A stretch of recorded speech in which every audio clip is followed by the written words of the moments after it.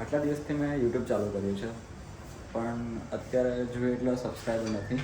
અત્યારે 200 something subscriber થયા હશે. એટલે મનમાં અત્યારે ઘણા બધા સવાલ આવે છે કે યુટ્યુબ આગળ ચાલશે નહીં ચાલે. હવે મમ્મીને કંઈ પૂછી જોઈએ શું આવે છે, મમ્મી કેમ બરાબર. મમ્મી તમારું શું કહેવું છે, યુટ્યુબ આગળ બરાબર ચાલશે કે નહીં ચાલે?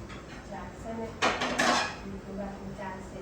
ધીરજમાં પણ મીઠા, જેટલી તમે ધીરજ રાખશો એટલું તમને ફળ સારું મળશે. ધીરજ તો અત્યારે રાખે જ છે, પણ હવે શું થાય છે થઈ જશે. ટાઈમ આવે ને એટલે બધું જ થઈ જાય આપોઆપ. બરાબર. હવે મમ્મીને તો પૂછી લીધું છે, મેં પપ્પાને કંઈ પૂછી લીધું શું કહેશે. પપ્પા, તમારા કહેવા પ્રમાણે શું યુટ્યુબ બરાબર ચાલશે કે નહીં ચાલે? ચાલશે.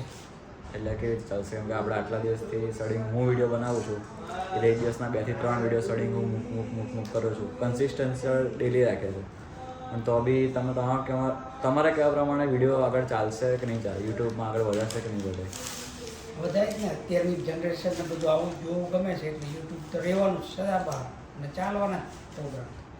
હવે ક્યારનો વિચારો આવે છે કે પછી યુટ્યુબમાં આગળ બનાવો વિડીયો કે ના બનાવો? બા તમારું શું કહેવું છે?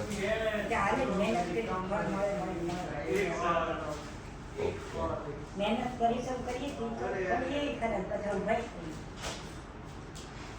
ચાલે ખરું. કંઈ નહીં, ડેલી વિડીયો બનાવીશું રેગ્યુલર.